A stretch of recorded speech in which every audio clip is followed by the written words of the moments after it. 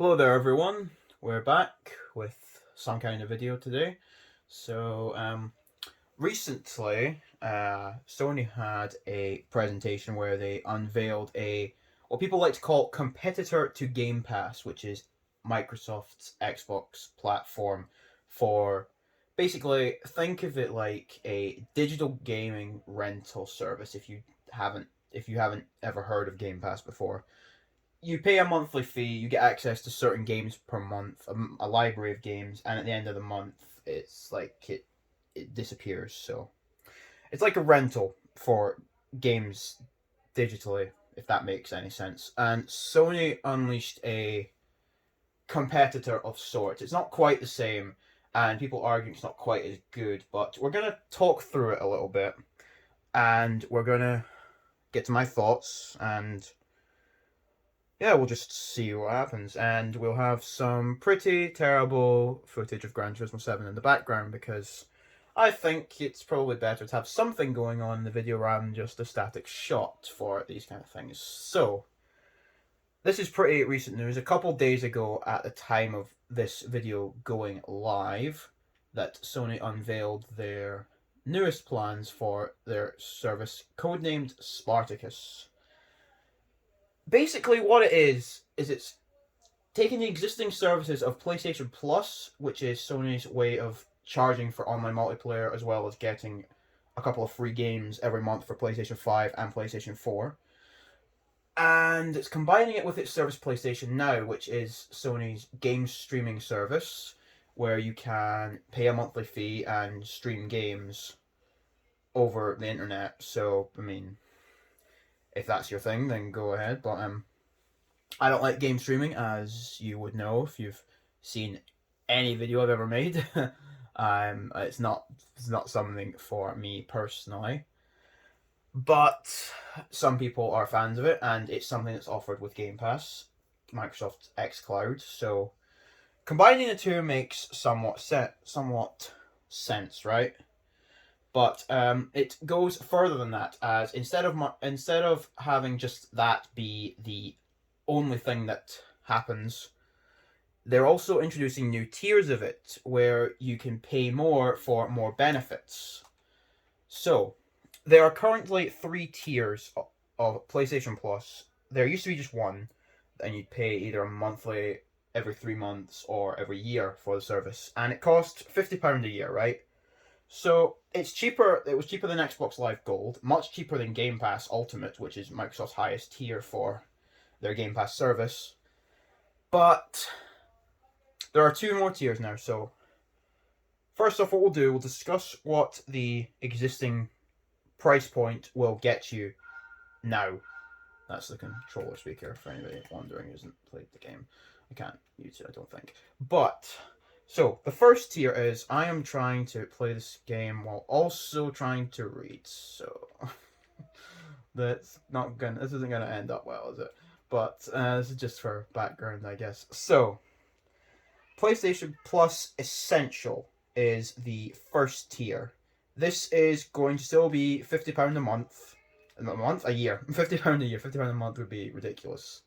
Be like an Apple streaming service. But no, £50 per year, and that gets you continued access to PlayStation Plus, your monthly games, and it also comes with PlayStation Now, and you also get your free cloud storage, which, is very useful. So it means if your hard drive gets corrupted, you can just re-download from the cloud all your saved data. So while the servers are up, that's a very useful feature. When the servers go down, it's going to be useless, but Anyway, so that's the first tier, and for the price you'd be paying now to get the extra benefits, for somebody who wants to try PlayStation Now, I can see that being very appealing.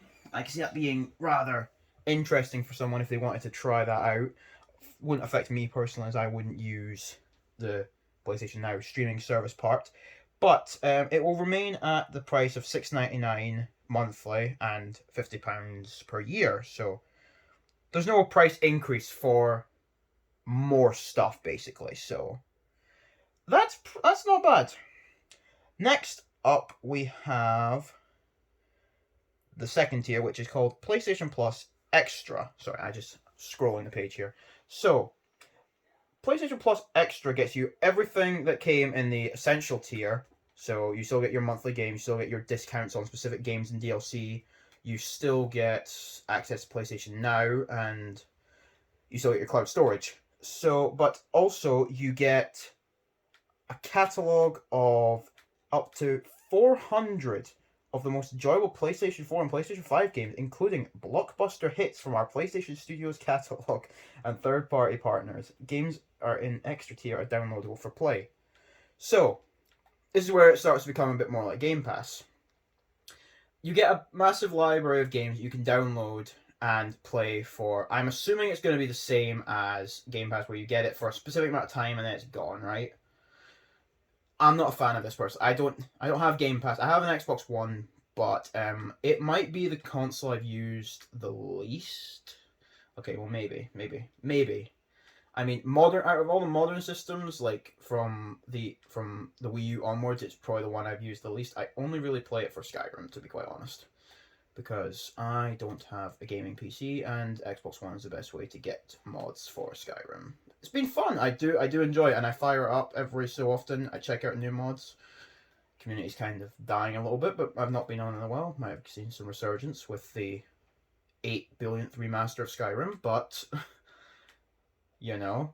So I don't use Game Pass because I'm not a fan of the whole rent a game system. I like to own the games I play, right? I like having physical copies of stuff, so that in 20 years' time, when they shut down the servers, even if it's not the whole game, because it'll be missing DLC, it'll be missing patches, all that stuff, it'll still be a version of a game that I can play, provided it's not needlessly locked online, or it requires to be online all the time. Like, something like Destiny, for example, always has to be online, because that's just how it's built. Something like Gran Turismo 7, which is what I'm playing right now, requires you to always be connected online, despite the fact that 95% of the game is single player.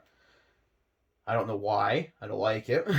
But we're hoping it gets changed. They've fixed a couple of the controversies that came out around the game, so hopefully Sony continue to listen and fix that. But anyway, that's wildly off topic. So, the extra tier costs $83.99 a year. So it's quite the price bump. But if you think about it, Game Pass Ultimate, first off, costs, I think it's something like £150 per year. I don't know the exact pricing, but I think it's somewhere around about that. I know it's around about $180. It's probably around about £150 a year. So the extra tier is still cheaper, and that will get you access to a lot of PlayStation's greatest hits. But crucially, they stated that you're not going to be getting exactly like Game Pass. So, for example, on Game Pass, they put their first party releases up on Game Pass day one. So, like, when Halo Infinite came out, it came to Game Pass the same day it released physically, which is it's great for people who want to just play the game. If they don't care about preserving it, don't care about owning it, they just want to play the game and be done with it, So it works really well for that market, which is quite honestly the mass market. Honestly, most people are like that and won't mind not having the game to own fully. So yeah, that works fine for that. But with PlayStation Plus Extra and the other tier as well, first party releases won't come immediately because, well, I mean, I can't say for certain why, because Sony have given the reason of, well, basically what they have works and they feel like it would throw off the balance. It seems like a very corporate answer. But if I was to theorize, my guess would be that basically Microsoft is a massive company, right? They make so much money on so many other products besides the Xbox division, right? Basically, Microsoft can afford to do whatever they want and face little to no repercussions because they always have that steady source of income from Windows and from Office. Those products are always going to be incredibly popular, and they're always going to make Microsoft a ton of money. So they basically have free reign to do whatever they want, and they can take the hit. Like, we don't know if Game Pass is profitable or not, but they can take the hit if it's not. Like, the entire Xbox division, I've said this in a couple other videos, but the entire Xbox division is It's always made a loss. The Xbox division has never turned a profit, except for 1 week in the original Xbox's lifetime where Halo 2 came out. That is the only 1 week of history where the Xbox division turned a profit. Every other time since its inception, 2001, it has been loss after loss after loss. And there's a bunch of stories that go into that, but I wouldn't be surprised if Game Pass doesn't actually make Microsoft money at this time. Sony, on the other hand, can't afford to take a hit like that. They need the money. Sony need the money to stay afloat, right? Because they're just a much smaller company financially than Microsoft, and they don't have the near infinite wealth that Microsoft do to just keep doing stuff, throwing stuff at the wall, seeing what happens. So Sony relies a lot more heavily on income for their games, as opposed to Microsoft, who really doesn't. Like, they could, to be honest, I think they could give away the Series X for free and still not be bothered, honestly. Like, the Xbox Series X is priced very competitively, so is the PlayStation 5, but honestly, I think Microsoft could have sold it cheaper and still not bothered, honestly. They probably could have sold it for, like, they could have given it away, to be quite honest. Not that matters when you can't find one, but you know. So, back to PlayStation Plus Extra. At £83 a year, it is certainly not as expensive, but you also have to take into account you're not getting all the benefits that Game Pass will get you. You're not getting Sony's first party exclusive games.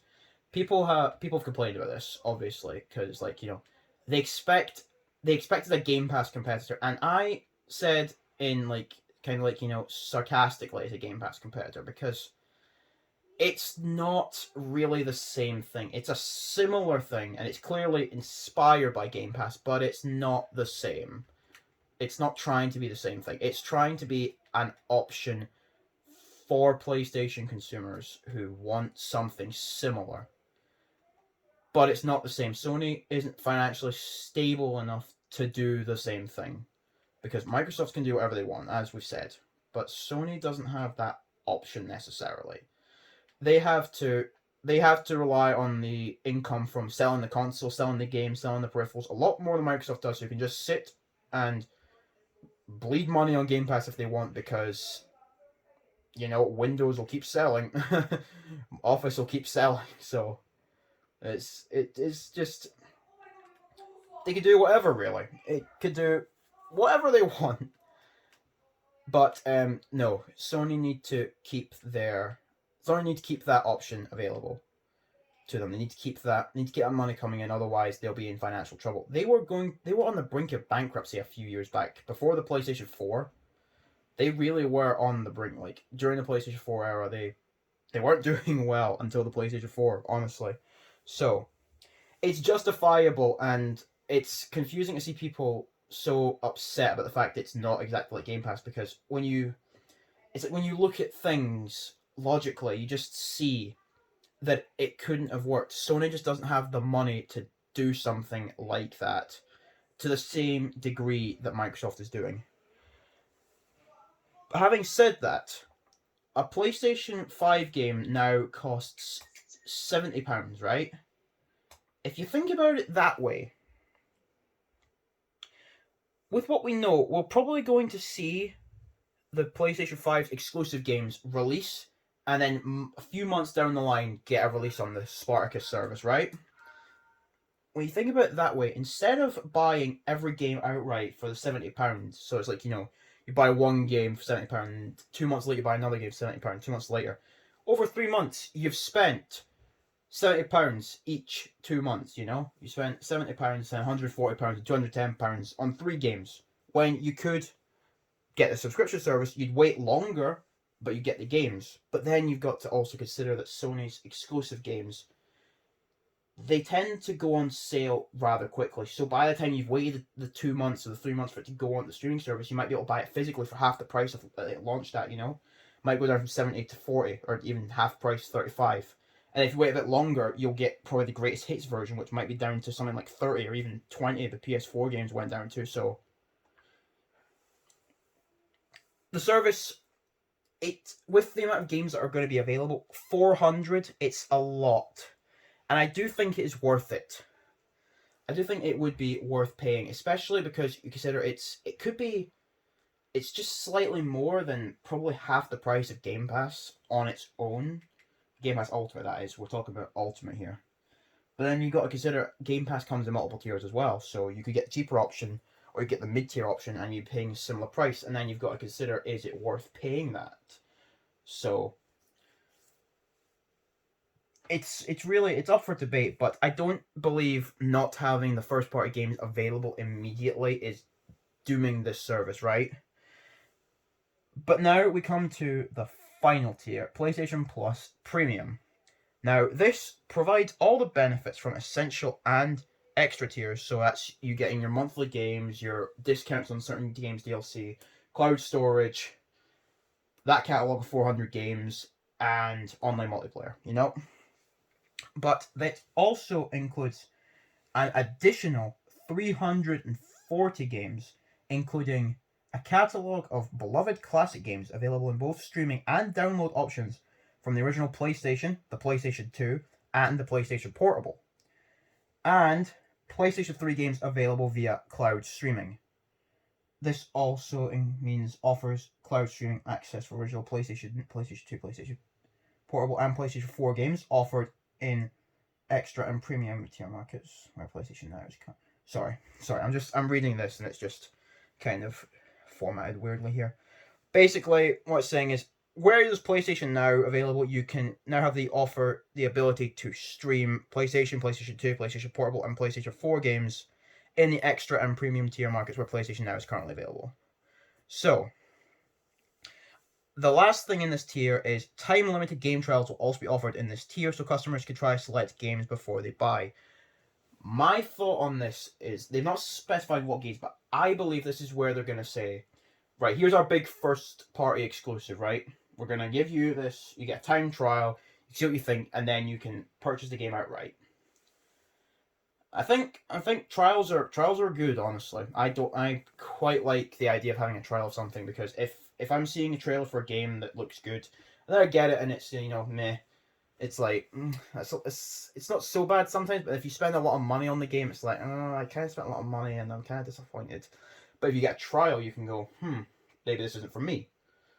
Trials are always good, and it is kind of unfortunate. I think trials should be a thing for every game. I think every game should have like a time trial that you could get for free or for a small price, like maybe like £5 or some cheap price if they had to charge, or just free, like for a couple hours a day. Try the game, see what happens, or not actually, maybe not even a time trial, but just like a portion of the game, like here, like the first few levels, or like something like that. It is kind of unfortunate that you have to go up to the highest tier to get time-limited game trials, or any game trials at all. I think that should be a thing that should just be a thing, for all games on all platforms. That's what I would do personally. That's what I would want personally. But now, we come to the older games from previous systems. People were not happy about the fact that PlayStation 3 games are still exclusively allowed via streaming. Now, if you know your console history, you know the PlayStation 3 is basically the most awkward, confusing, foreign architecture system to ever grace the game console industry. It is a nightmare to program for, apparently. But the thing is, that was a viable reason to not include backwards compatibility in the PlayStation 4. Completely different architecture, and honestly, not a massive power jump. So, including the hardware, including that cell processor hardware inside the PlayStation 4 would have been really expensive and not altogether worth it, because, as we've seen, backwards compatibility doesn't sell a console. It's a nice feature. It's like a bullet point on the back of the box, almost.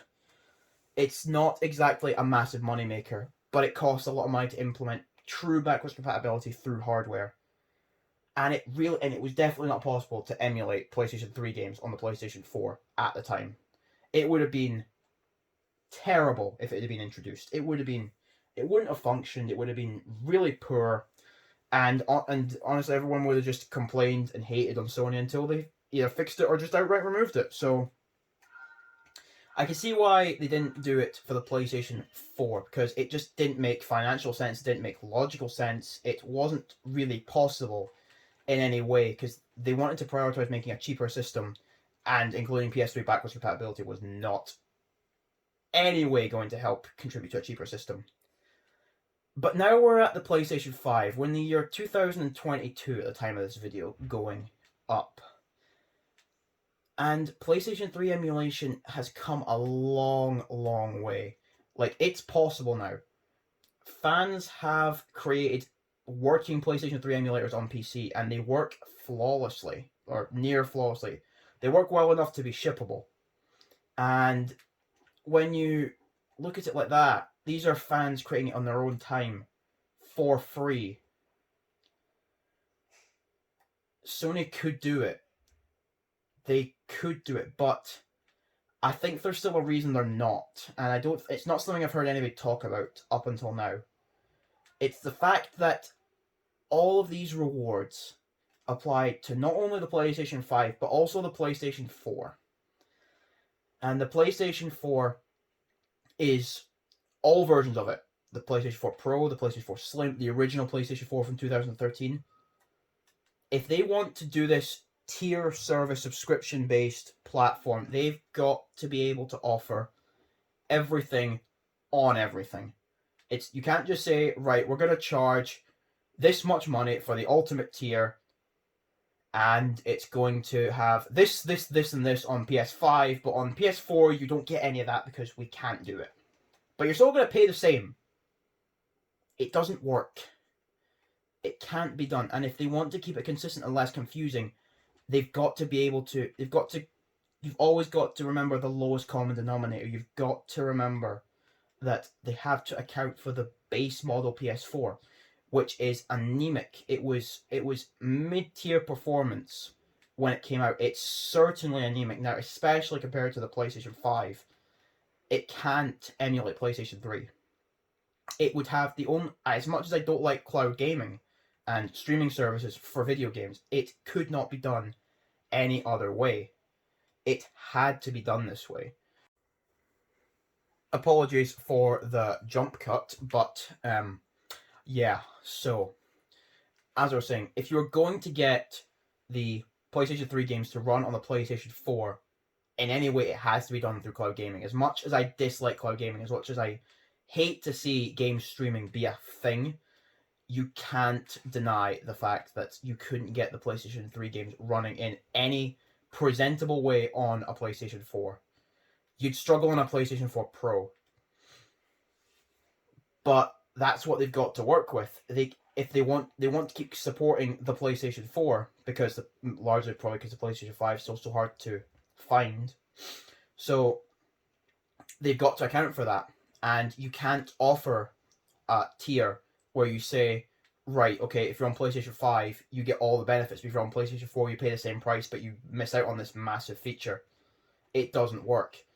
And while Sony could invest the time and the money in creating a PlayStation 3 emulator that would run pretty well on the PlayStation 5, especially since most PlayStation 3 games anyway only ran natively 720p, a lot of them were locked to 30 frames per second, it could be done, but the logistics of it, the actual real world benefits to Sony would not be as great as you would think. Like, it could be a great marketing thing to say, yeah, we got the PlayStation 3 to run on the PlayStation 5. But then again, would it? To somebody like me who understands what an achievement that would impress me.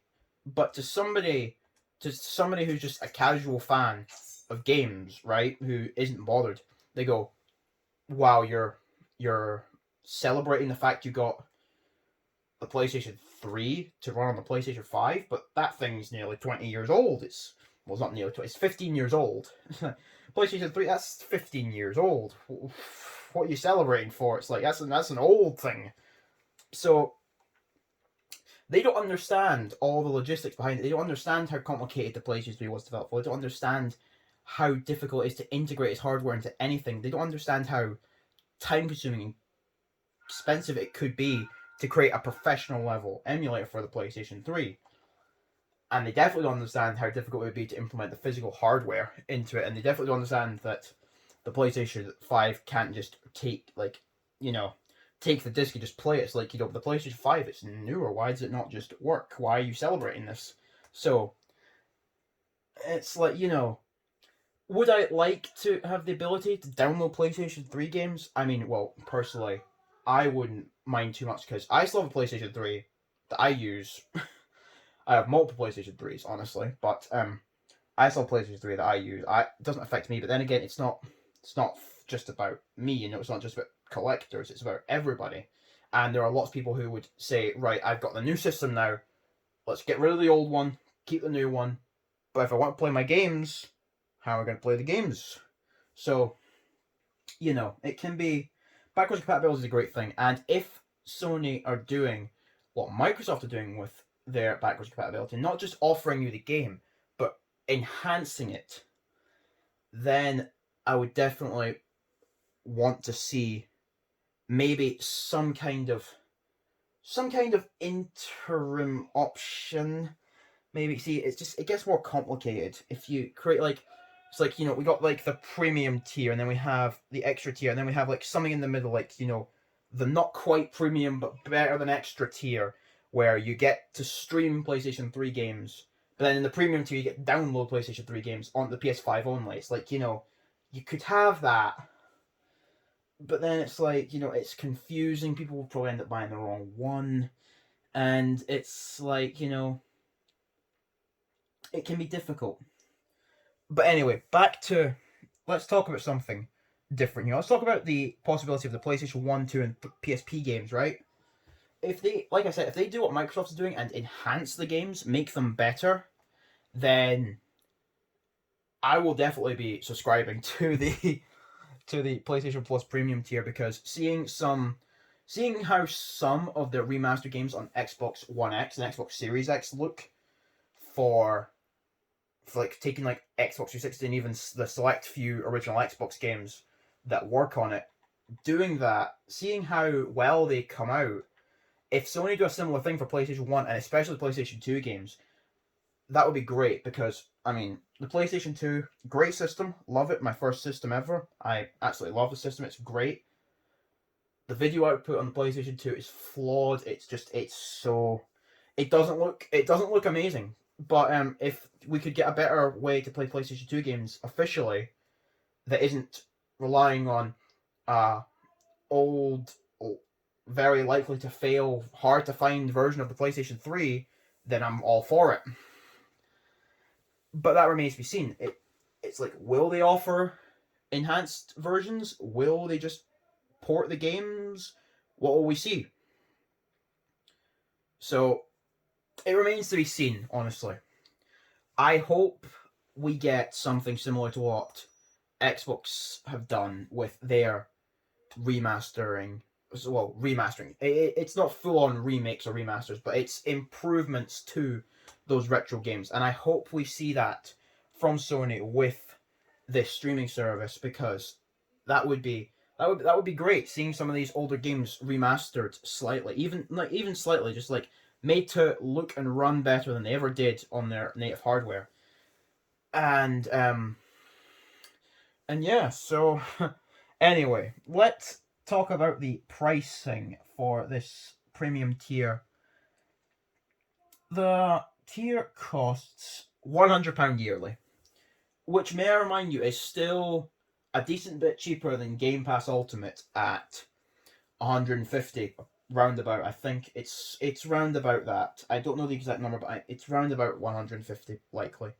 But the US pricing is $120, and I know for a fact that the US pricing of Game Pass Ultimate is $180. So, when you look at it like that, we could potentially be getting, we're getting libraries from 5 different systems: PlayStation 1, 2, 3, 4, and the PlayStation Portable. So, we don't know how many games we're getting. We don't know if we'll have the option to use physical discs. That's one thing. I'm going to say straight away, no chance for, obviously, the PlayStation 1 or the PlayStation Portable. PSP is obvious, UMD format, difficult for anything to read. The PlayStation 1, though, this might surprise some people, but the PlayStation 5, and by extension the PlayStation 4, don't have CD lasers.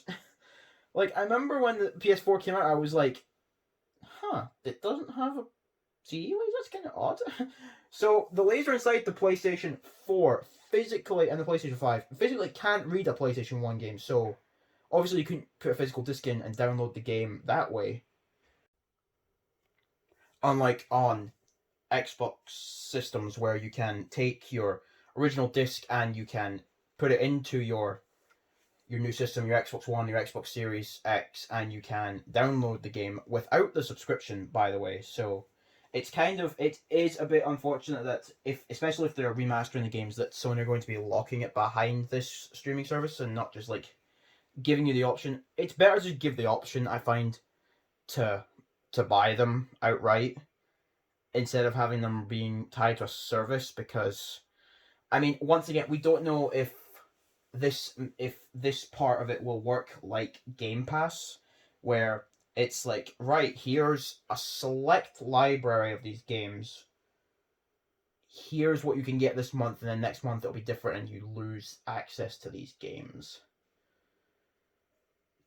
And then even if it does work where you can just download them, they're still tied to the service, which means that if you stop paying the service, or when the servers go offline in the future, which will happen, don't say it won't, because all servers go offline at some point. No server will last forever.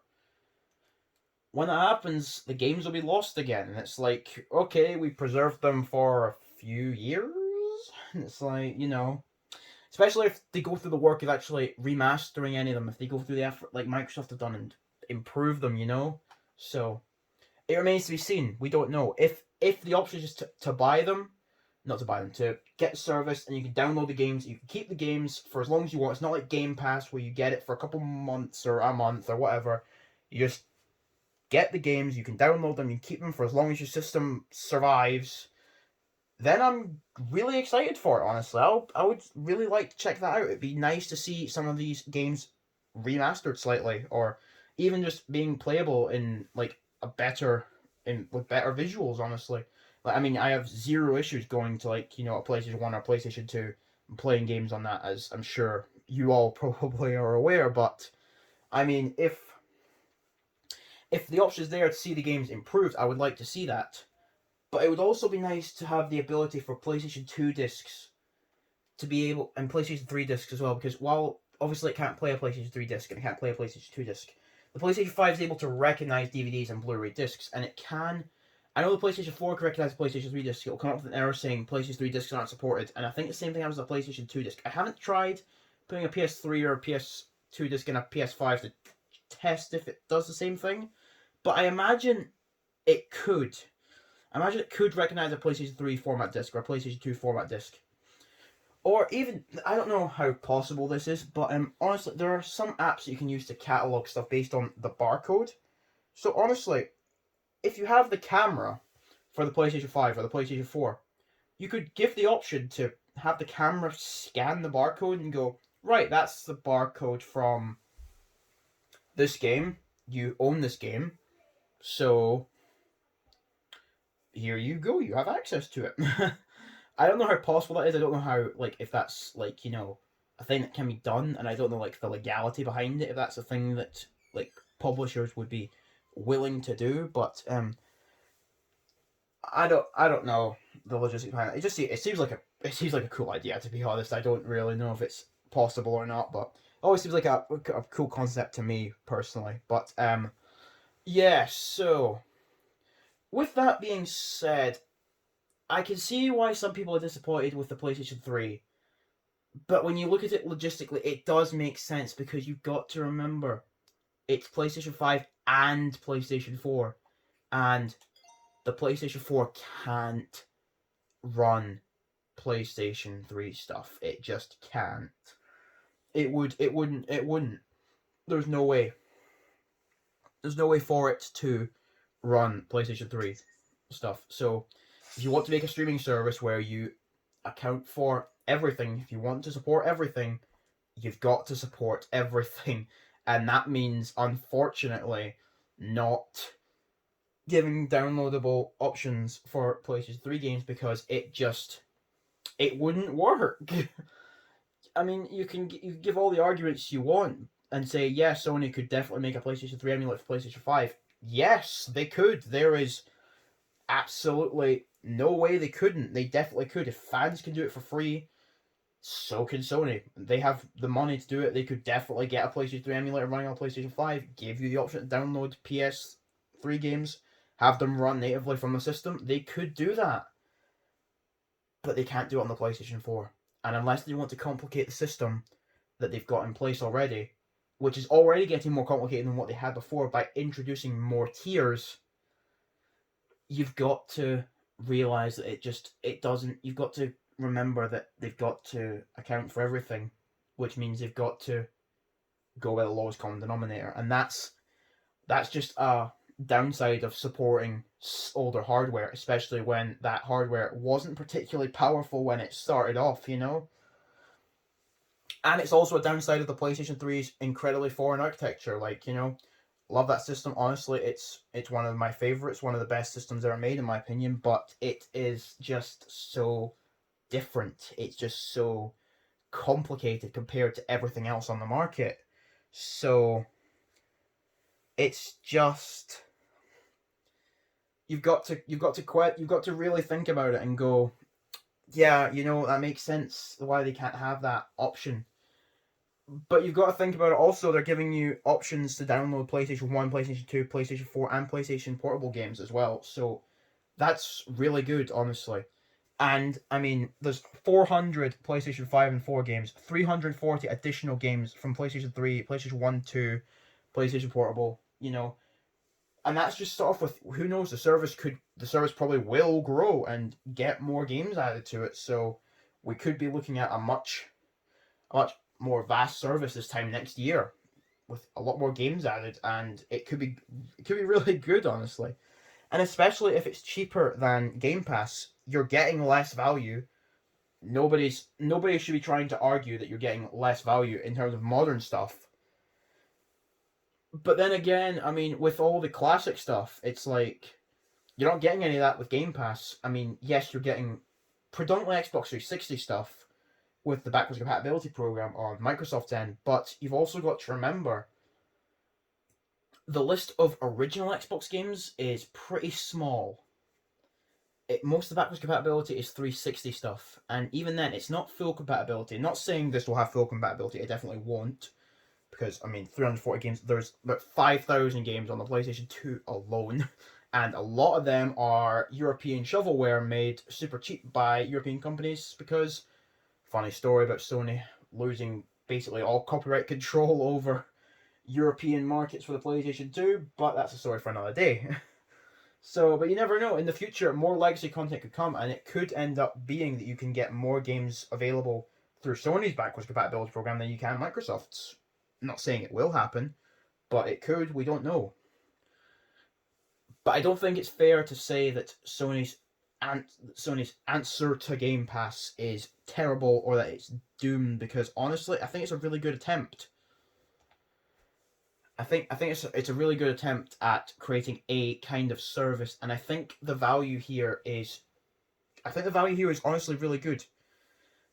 If if Sony if I guarantee if Sony did this exact same thing, but they said they were going to include first party titles day one, everyone would be praising it. It's because they aren't including those games. And I mean, yeah, people complain about PlayStation 3 cloud availability only, but if you had access to brand new Sony games day one, I don't think people would be as concerned. I think people would be upset about it, but I don't think they'd be as public as they are right now. I don't think there'd be so much outcry about it because there'd be so much more value there. There'd be so much higher value, but Sony just aren't in a position to do that, and I don't blame them for not doing it. The Game Pass model that Microsoft has is a great deal for anyone. Honestly, it's a great deal for the consumer. It's you know it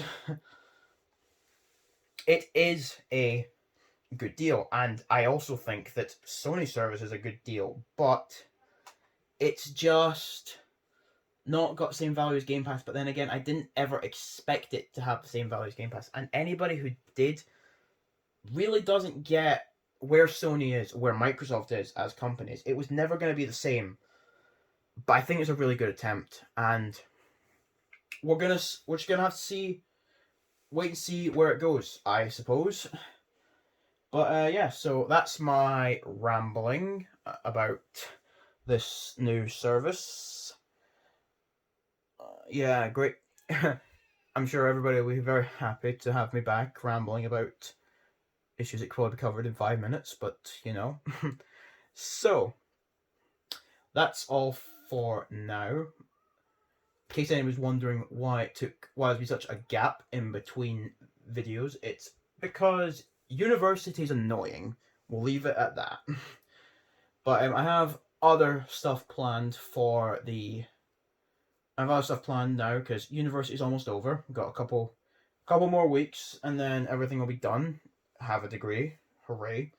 But yeah, so I have another thing planned for the near future. I'm gonna get to work on other scripts for other stuff, so we'll actually have some scripted content back. And yeah, that's about it for now. So bye for now, everyone. Great to be back. Hopefully some people will actually enjoy hearing my very long, very drawn out thoughts about this new service. Alright, bye for now, guys.